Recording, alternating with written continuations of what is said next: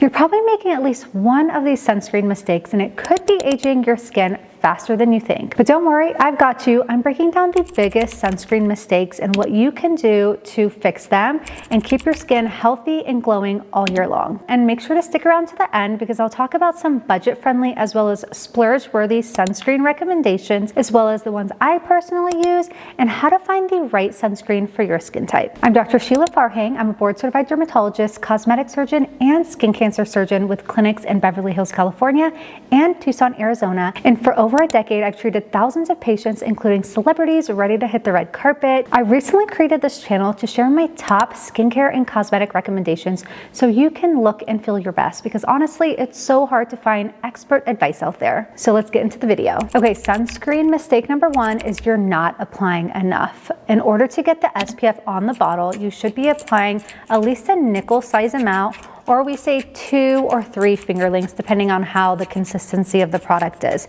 And this should be enough for your face, your neck, and your ears. Sometimes I'll just, whatever's left over, apply it on the tops of my hands while I'm driving. That's really important. So, and then for your body, you actually should be applying a full shot glass, which is actually a lot. So you should be really rubbing it in, making sure it's getting absorbed. I'd say actually most people are only applying 25 to 50% of what they actually need for SPF, which means that if you're applying SPF 50, you may be getting around like SPF 20, 25. And then if you're using formulations like sprays, it's really hard to tell if you're using enough, which I personally don't love sprays, number one, because of the inhalation aspect of it. I just think it's just too much in the air and you're breathing it in. And two, people don't use it correctly. You're actually supposed to apply a lot in a non-windy area, which usually people are applying it on their kids, on the beach, which I know it's better than nothing, but they're just not getting the protection that they need. And you also have to rub it in. So you can't just spray and go. You have to spray, and then what's there, you have to actually rub it in for a spray sunscreen to work. And then number two, I actually prefer sticks, especially for children, speaking of like kids on the beach. The sticks are really nice. You don't have to like rub it on, but again, that's something that is really hard to see if you're using enough. So I would just like apply and make sure you're reapplying and make sure you're kind of just covering the bases on that if you're using sprays or sticks, because it's really hard to quantify the amount needed to get that SPF level. The good thing is you can never really over apply sunscreen. It'll just look a little tacky or maybe a white cast. So at least you know that, but you can definitely under treat where you're increasing the risk of sun damage, aging, and most importantly, skin cancer. All right, sunscreen mistake number two is not reading the label. So what I usually recommend as a skin cancer surgeon to my patients is broad spectrum, which means that it is covering and protecting you from UVA. UVA actually comes through the windows, and it is more of the aging. I think of A as aging, so it's causing the wrinkles and things like that. So if you're driving, you're not getting UVB, you're getting UVA that's going through the window, and that's causing mostly the aging and the sun damage in that way, but it does also contribute to skin cancer. And then you're also protecting from UVB, which is a little bit more important because that is the main UV that is associated with skin cancers. There are very specific ingredients that either protect from A, B, or both. Labels are really helpful and they've really simplified it for you. So just look for something that says broad spectrum, which again covers UVA and UVB. And let's talk about the SPF number because this is very, very important. For the face, I recommend at least SPF 30. So if you have 30, you're good to go. For the body, if you're out and about, like hiking or at the pool, I do recommend SPF 50 and above. Just gives you a little bit of that safety net in case you're not like reapplying or anything like that. And for those, if you're out and about doing sports or at the pool or sweating from working out, you wanna really make sure that your sunscreen says water resistant on there. So it's a little bit more sweat proof. Because if you're sweating, your SPF is probably not working as long as we think it should be. So reading the labels, making sure it's broad spectrum, making sure it's SPF 30, making sure it's water resistant when needed. A lot of people use like tinted moisturizers or foundations, and those, if you read the bottle, number one, it may not be broad spectrum, and number two, it's probably like SPF 10 or SPF 15. And not only that, but if your foundation, for instance, is SPF 20, and if you're not using like a nickel size amount on your face, which that's a lot of foundation, you're not getting that coverage that the SPF bottle says. And I'll talk about some like foundations and CC creams that are out there that have an SPF 50, so it's enough and that you can apply enough to get that coverage, both for the foundation and skin texture, but also for sun protection. Okay, and then sunscreen mistake number 3 is not reapplying. Think about the last time you had sunscreen on, and if you reapplied, you should be reapplying about every 2 hours. You know, if I'm working indoors, what I do is I'll apply it in the morning. If I leave for lunch, which I rarely do, but if you leave for lunch, I would have something to reapply with, and I'll talk about some products that I love for reapplication over makeup. And then when I leave the office and it's still bright out, I will reapply it. So, and it really depends on if you are in front of a lot of windows, if you have, you know, melasma, which is, it's like hyperpigmentation, some dark patches on your face, that actually you need that protection all day, even if you're indoors, because that UVA is coming through the windows and potentially making your sun damage and your skin condition worse. And so that's really, really important. But if you're not in front of a lot of windows, it's probably fine. I mean, in fact, I will say, this is like getting into the weeds, but our screens, which is blue light and fluorescent light, these are actually contributing to a little bit of damage of the skin and definitely making melasma worse. So let me know if you guys want me to do a video on just melasma, which is the dark patches that we get, and I can kind of talk about that in detail. But there are some little tips and tricks that I recommend for those patients dealing with it, both preventing it and treating it, such as using a tinted sunscreen and little things like that. So definitely leave that down below. As far as the reapplication, I know it's really difficult, especially if you have full face of makeup on. So I love a few products. Number one are like mineral powders. There's one by Isden and there's one by Color Science. I think there's also one by Kate Somerville. They're all around the same price point, but it's a mineral base. And although it has a little bit of product and molecules around, which again, I don't like inhaling things that have like ingredients that have sunscreen in them. This one I'm okay with. I just kind of close my mouth and make sure that I'm applying this product, but it can get like minerally everywhere. If you're really worried about that, and some other products that I use include like a little compact. So this is nice because they have a little coverage. You can like blot some of the oil excess throughout the day, and technically you're reapplying your sunscreen.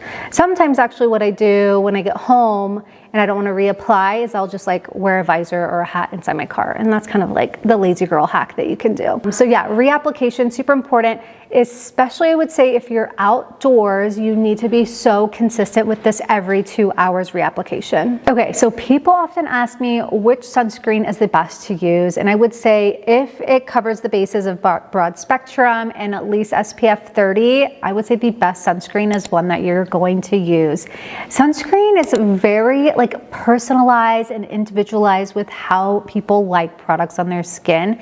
And as long as it's an SPF number, SPF 30 across the board for a lot of products, they have been tested, you know, by the FDA to have that protection. So really it doesn't matter if you're going to use one brand or the next. There's really a lot of budget friendly ones. For me, it's really hard to find like a good sunscreen that I like that doesn't leave a white cast with my kind of darker skin type. So I'll give you all the options, but basically the answer is the best sunscreen is one that you'll actually use, especially for my male patients. So let's start off with some really popular and almost viral budget friendly drugstore sunscreens that my patients love, love, love. One being La Roche-Posay. They have both tinted and non-tinted. It's the line that's called Anthelios, so it has like extra protection in there. And I personally love it because it's really like runny and not super thick, because with sunscreens, especially if you're gonna go with like a mineral base, which is zinc or titanium dioxide, they tend to be a little bit thicker, white paste, they leave a white cast.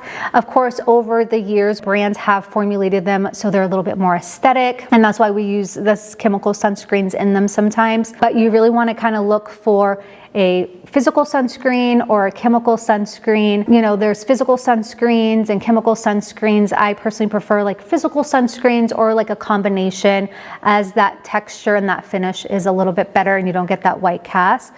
So La Roche-Posay, a lot of my male patients really like it because it's not thick, it's really runny. You can get the tinted or the non-tinted version. One product that I love and that I use all the time, especially on my neck and especially under my makeup, is Supergoop Unseen. This is a formulation that's very, very different. It's almost like a primer and it's velvety and it's like a gel that melts into your skin, and I like it for my neck because I like to wear a tinted SPF on my face, but if I do it on my neck, it'll just transfer to my clothes. The problem is it's a little pricey, but Trader Joe's has a dupe for it. I don't know what it's called, but it's like a yellow orange bottle. It used to be sold out all the time, but I think they're like restocking it enough where they can like, you know, match the demand. But it's basically, I'll put it up here, it is the dupe for the Supergoop Unseen sunscreen, where it's like really just this like primer, nice material. In my last video, one of the viewers asked me about sunscreen for black skin types, and I would say this would be a really good one. If not, Black Girl Sunscreen is actually a really good brand for darker skin types, as well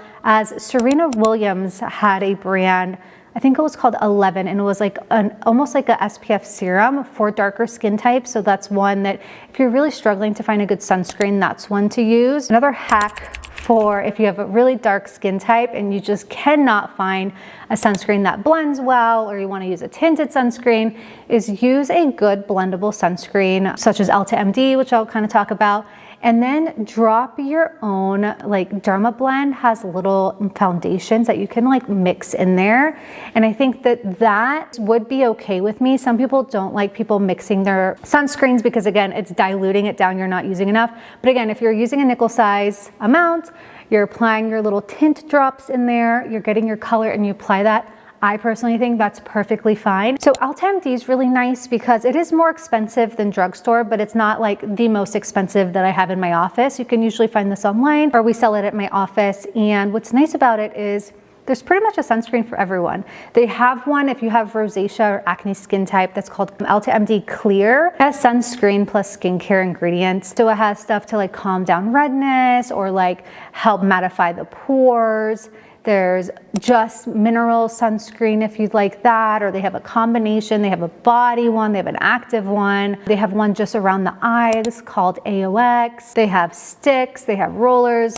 So they really have it all, and they're very reliable with their formulations and their science and their R&Ds. So Ulta MD is about like in the $40 range, and so a lot of my patients like that. And then with that, getting a little bit more into the expensive brands, if you are kind of a lazy gal like I am, or a lazy guy, I really like the Revision IntelliShade brands. There's a matte, and then there's like just the normal like non-matte. There's tinted, non-tinted. I like the tinted. It's basically a 5-in-1, so it like brightens, it conceals, of course SPF, there's hyaluronic acid, there's microbiome technology. So it's a little bit of everything in one, which I personally like. It is a mix of chemical and physical sunscreen. And by physical, I mean mineral, those are the same thing. And then chemical is the same thing as like organic. So again, I can do another video on sunscreens. I know it's so much information. And then lastly, because I mentioned it, there are a few like kind of more coverage SPF foundations out there. There aren't any perfect ones that I have found, but the ones that I think are the better ones out there include It Cosmetics. So this is more of a CC cream, but I like it because it has SPF 50. One that's a little bit more expensive, that's a little bit more creamier, is Color Science has a brand called The Unforgettable, and that has like a tint to it, but it also has SPF 50. So if you're looking to have a little bit more coverage with your SPF and want it as your foundation, but your foundation is not enough, those are really good options. So we really dove in to all of the sunscreen stuff, but I think just keeping in mind those 3 common mistakes and really making sure that you're trying to avoid them, and so your skin is healthy, it's glowing all year long. Let me know if you also have any follow-up questions.